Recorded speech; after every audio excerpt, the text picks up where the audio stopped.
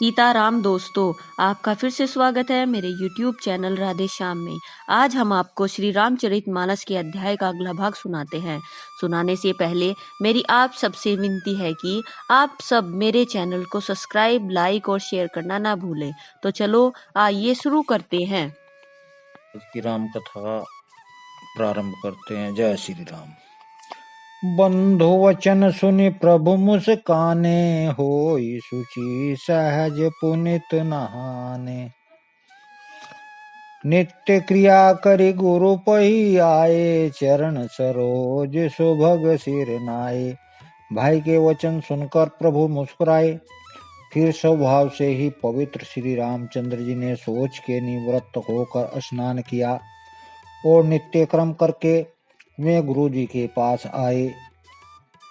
आकर उन्होंने गुरु जी के सुंदर चरण कमलों में सिर नवाया। तदानंद तब जनक बुलाए, कौशिक मुनि पहि तुरत पठाए। जनक विनय तिन है आई सुनाई, हर से बोल लिए दो भाई। तब जनक जी ने सतानंद जी को बुलाया और उन्हें तुरंत ही विश्वामित्र मुनि के पास भेजा। उन्होंने आकर जनक जी की विनती सुनाई। विश्वामित्र ने हर्षित होकर दोनों भाइयों को बुलाया। सतानंद पद बंदी प्रभु बैठे, गुरु पही जाय। चलहु तात मुनि कहु, तब पठवा जनक बुलाई। सतानंद जी के चरणों की वंदना करके प्रभु रामचंद्र जी गुरु जी के पास जा बैठे। तब मुनि ने कहा, हे तात चलो, जनक जी ने बुलाया भेजा है।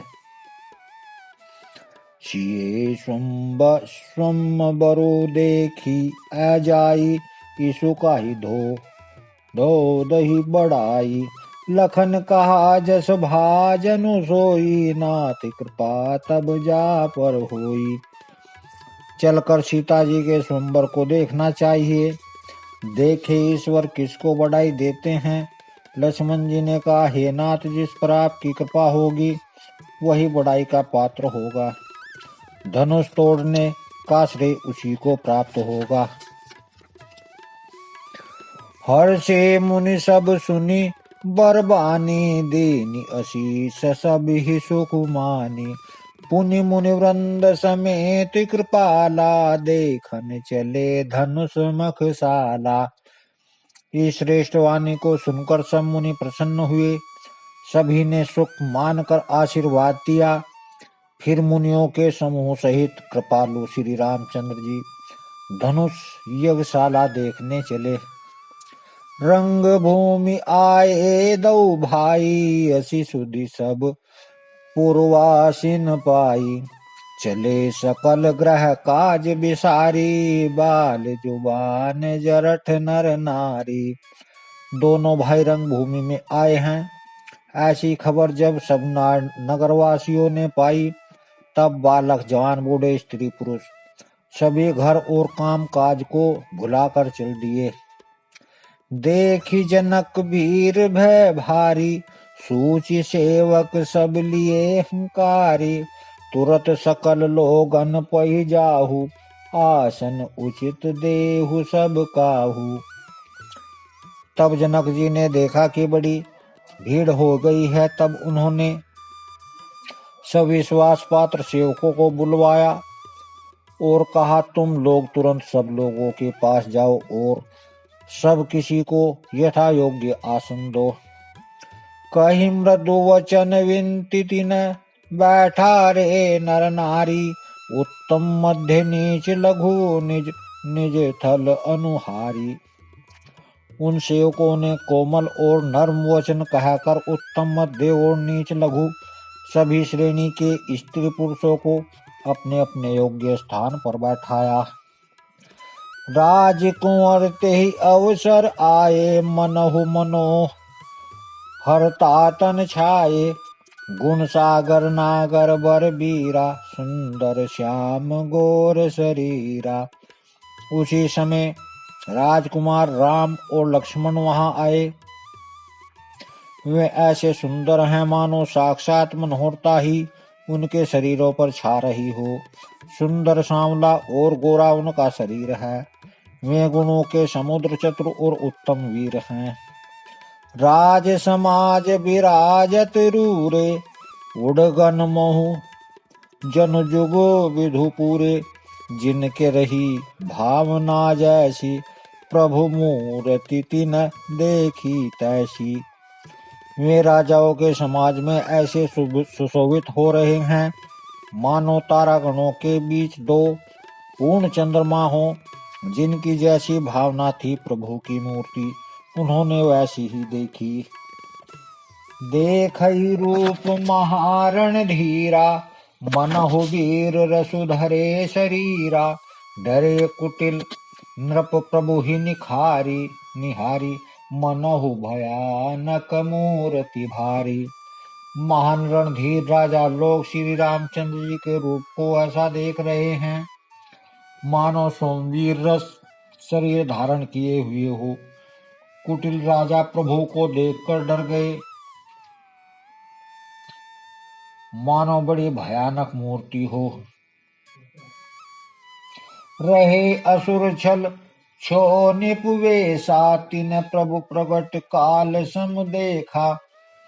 पूर्व छिन्न देखे दो भाई, नरप भूषण लोचन सुखदाई।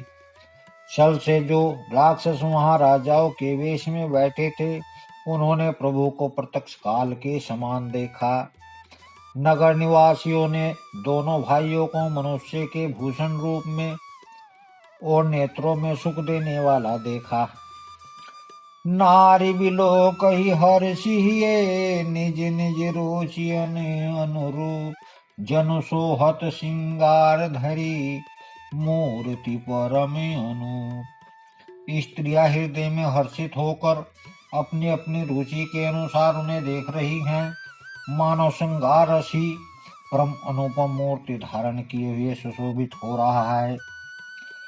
बिंदु पन प्रभु विराट में दिशा, बहुमुख कर पग लोचन शीसा। जनक जाति अवलोक ही कैसे, सजन सगे प्रिय लागई जैसे। विद्वानों को प्रभु विराट रूप में दिखाई दिए, जिनके बहुत से मुंह, हाथ, पैर, नेत्र और सिर हैं। जनक जी के सताजिए कुटुंबी प्रभु को किस तरह कैसे प्रिय रूप में देख रहे हैं, जैसे सगे सजन संबंधी प्रिय लगते हैं। सहित विदेवी लोक ही रानी, शिशु सम प्रीति न जाति बखानी। जोगिन परम तत्व में भाषा, शांत शुद्ध सम सहज प्रकाशा। जनक समेत रानियां उन्हें अपने बच्चे के समान देख रही हैं। उनकी प्रीति का वर्णन नहीं किया जा सकता। योगियों को शांत शुद्ध और सम श्वेता प्रकाश परम तत्व के रूप में दिखे। हरि भगत न देखे दो भ्राता, इष्ट देव इव सब सुख दाता। राम ही चितवय भाई जय पिसिया, सो स्नेहु सुख नहीं कथनिया। हरि भक्तों ने दोनों भाइयों को सुख के देने वाले इष्ट देव के समान देखा। सीता जी जिस भाव से श्री रामचंद्र जी को देख रही हैं, वे स्नेह और सुख तो कहने में ही नहीं आता। और अनुभवति न कही सकु सो, कवन प्रकार कहे कवि को। यही विधि रहा जाहि, जस भाऊ तेहि जस देखो कौशल राऊ। उसने और सुख का वे हृदय में अनुभव कर रही हैं, पर मैं भी उसे नहीं कह सकती। फिर कोई कवि उसे किस प्रकार कह सकता है। इस प्रकार जिसका जैसा भाव था, उसने कौशलाधीश श्री रामचंद्र जी को ऐसा ही देखा।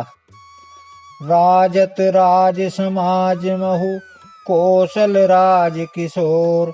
सुंदर श्याम गोर तन, विश्व विलोचन चोर। सुंदर सांवरे और गोरे शरीर वाले तथा विश्व भर के नेत्रों को चुराने वाले कौशलाधीश के राजकुमार राज समाज में इस प्रकार सुशोभित हो रहे हैं। सहज मनोरथ मूर्ति दो, कोटि काम उपमा लघु सो, शरद चंद्र निंदक मुख नीके, नीरज नयन भाव तेजी के। दोनों मूर्तियां स्वभाव से ही बिना किसी बनाव श्रृंगार के मन को हरने वाली हैं। करोड़ों कामदेव की उपमा भी उनके लिए तुच्छ है।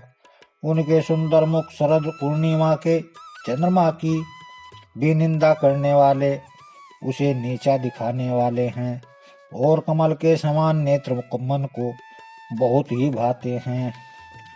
चितवन चारु मार मनुहरनी, भावति हृदय जाति नहीं बरनी, कल कपोल स्तुति कुंडल लोला, चुंबक अधर सुंदर मृदु बोला। सुंदर चितवन सारे संसार के मन को हरने वाले कामदेव के भी मन को हरने वाली है। वह हृदय को बहुत ही प्यारी लगती है, पर उसका वर्णन नहीं किया जा सकता। सुंदर गाल है, कानों में चंचल झूमते हुए कुंडल हैं, थोड़ी और अधर ओट सुंदर हैं, कोमल वाणी है। कुमुंड बंधु कर निकद हासा, भ्रकुटी विकट मनोहर नासा, भाल विशाल तिलक झलकाही, कच बिलो की अली अवली लजाही। हंसी चंद्रमा की किरणों का तिरस्कार करने वाली है। भौहें टेढ़ी और नासिक मनोहर है, ऊंचे चौड़े ललाट पर तिलक झलक रहे हैं, दीप्तिमान हो रहे हैं। काले घुंघराले बालों को देखकर भौरों की पंक्तियां भी लज्जा जाती हैं। पीत चौतनी सिर नई सुहाई, कुसुम कली बिच बिच बनाई, रेखे रुचिर कंबुकल की गीवा, जनु त्रिभुवन सुषमा की सीवा। पीली चकोनी टोपियां सिरों पर सुशोभित हैं, जिनके बीच बीच में फूलों की कलियां बनाई काढ़ी हुई हैं। शंख के समान सुंदर गोल गले में मनोहर 3 रेखाएं हैं, जो मानो तीनों लोकों की सुंदरता की सीमा को बता रही हैं। कुंजर मणि कंठ कलित उर्नहि तुलसी का माल, वृक्षम कंद के हरि थव निबल निधि बाहु विशाल। हृदयों पर गजमुक्ताओं के सुंदर कंठे और तुलसी की माला सुशोभित हैं। उनके कंधे बेलों के कंधों के तरह ऊंचे और पुष्ट हैं। एड़ खड़ी होने की शान सिंह की सी है, और भुजाएं विशाल और बल की भंडार है। कटी तुनीर पीत पट बांधे, कर सर धनुष बाम बर काधे, पीत यज्ञ उपवीत सुहाए, नकसिक मंजु महाछवि छाई। कमर में तरकस और पीतांबर बांधे हैं, दाहिने हाथ में बाण और बाएं हाथ में सुंदर कंधों पर धनुष और पीले यज्ञोपवीत जनेऊ सुशोभित हैं। नख से लेकर शिखा तक सब अंग सुंदर हैं, उन पर महान शोभा छाई हुई है। देखी लोग सब भये सुखारे, एकटक लोचन चलत न तारे। हर से जन को देखी दो भाई, मुनि पद कमल गहे तब जाई। उन्हें देखकर सब लोग सुखी हुए। नेत्र एकटक में शून्य हैं, और तारे पुतलियां भी नहीं चलती। जनक जी दोनों भाइयों को देखकर हर्षित हुए। तब उन्होंने जाकर मुनि के चरण कमल पकड़ लिए। करी विनती निज कथा सुनाई, रंग अवनि सब मुनि ही दिखाई।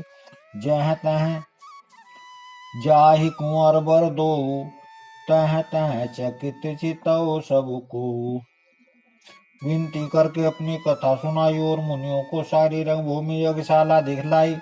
मुनि के साथ दोनों श्रेष्ठ राजकुमार जहाँ तहाँ जाते हैं, वहाँ वहाँ सब कोई आश्चर्यचकित हो देखने लगते हैं। निज निज रुख राम ही सबु देखा, कहो न जान कछु मर्मु विशेषा। भली रचना मुनि नृप सन कहु, राजा मुदित महासुख लहु।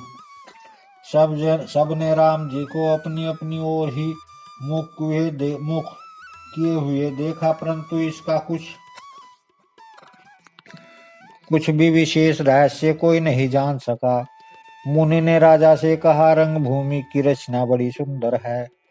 विश्वामित्र जैसे निष्प्राय विरक्त और ज्ञानी मुनि से रचना की प्रशंसा सुनकर राजा प्रसन्न हुए और उन्हें बड़ा सुख मिला।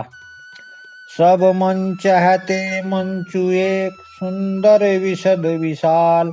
मुनि समेत दो बंधु तह, बैठा रे महिपाल। सब मंचों से एक मंच अधिक सुंदर, उज्जवल और विशाल था। स्वयं राजा ने मुनि सहित दोनों भाइयों को उस पर बैठाया। प्रभु ही देख सब नृप ही हारे, जनु राकेश उदय भय तारे। हसी प्रतीति सबके मन माही, राम चाप तो रब सक नाही। प्रभु को देखकर सब राजा हृदय में ऐसे हार गए, निराश एवं उत्साहहीन हो गए, जैसे पूर्ण चंद्रमा के उदय होने पर तारे प्रकाशहीन हो जाते हैं। उनके तेज को देखकर सबके मन में ऐसा विश्वास हो गया कि रामचंद्र जी ही धनुष को तोड़ेंगे, इसमें संदेह नहीं। बिनि भंजहु भव धनुष विशाला, मेलि ही सिए राम उर्माला। अस विचारि गवनहु घर भाई, जसु प्रताप बलु तेजु गवाई। इधर उन्होंने रूप को देखकर सबसे मन में यह निश्चय हो गया कि शिव जी के विशाल धनुष को जो संभव हो है न टूट सके बिना तोड़े भी। सीता जी रामचंद्र जी के ही गले में जयमाला डालेंगी, अर्थात दोनों तरह से ही हमारी हार होगी और विजय रामचंद्र जी के हाथ रहेगी। यो सोचकर वे कहने लगे, हे भाई, ऐसा विचार कर यश प्रताप बल और तेज गंवाकर अपने अपने घर चलो। बिहसे अपर भूत सुनि बानी, जे अविवेक अंधे अभिमानी। तोरहु धनुष ब्याहु अग गाहा, बिन तोरे को क्वारे बिहाहा। दूसरे राजा जो अविवेक से अंधे हो रहे थे और अभिमानी थे, यह बात सुनकर बहुत हंसे। उन्होंने कहा, धनुष तोड़ने पर भी ब्याह होना कठिन है, अर्थात सहज ही हम जानकी को हाथ से जाने नहीं देंगे। फिर बिना तोड़े तो राजकुमारी को ब्याह ही कौन सकता है। एक बार कालौ किम हो, सिए ही समर जितव हम सो। यह सुनि अवसर महीप मुस्काने, धर्मशील हरि भगत सयाने। काल ही क्यों ना हो, एक बार तो सीता जी के लिए उसे भी हम युद्ध में जीत लेंगे। यह घमंड की बात सुनकर दूसरे राजा और धर्मात्मा हरिभक्त और सियाने थे मुस्कुराए।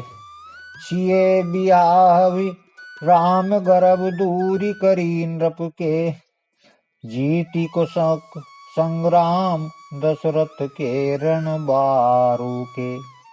उन्होंने कहा, राजाओं के गर्व दूर करके जो धनुष किसी से नहीं टूट सकेगा, उसे तोड़कर रामचंद्र जी सीता जी को विहाएंगे। यही युद्ध की बात।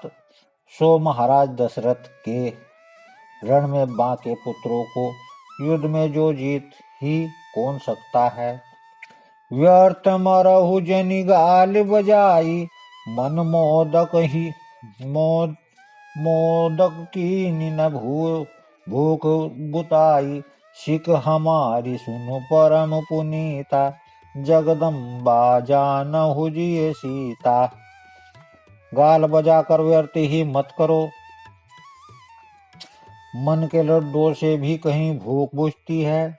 हमारी परम पवित्र निष्ठ सीख को सुनकर सीता जी को अपने जी में साक्षात जगत जननी समझो। उन्हें पत्नी रूप में पाने की आशा एवं लालसा छोड़ दो। जगत पिता रघुपत ही विचारी, भरी लोचन छवि लेहु निहारी। सुंदर सुगध सकल गुण राशि, एदौ बंधु शंभु उर्वासी। और रघुनाथ जी को जगत का पिता परमेश्वर विचार कर नेत्र भरकर उनकी छवि देख लो। ऐसा अवसर बार बार नहीं मिलेगा। सुंदर सुख देने वाले और समस्त गुणों की राशि ये दोनों भाई शिव जी के हृदय में बसने वाले हैं। स्वयं शिव जी भी जिन्हें सदा हृदय में छिपाए रखते हैं, वे तुम्हारे नेत्रों के सामने आ गए हैं। आज की राम कथा समाप्त करते हैं। जय श्री राम। अगर आपको मेरी वीडियो अच्छी लगी तो बेल आइकन दबाना ना भूलें ताकि आपको मेरे आने वाली वीडियोस का नोटिफिकेशन मिलता रहे। धन्यवाद। जय श्री राम।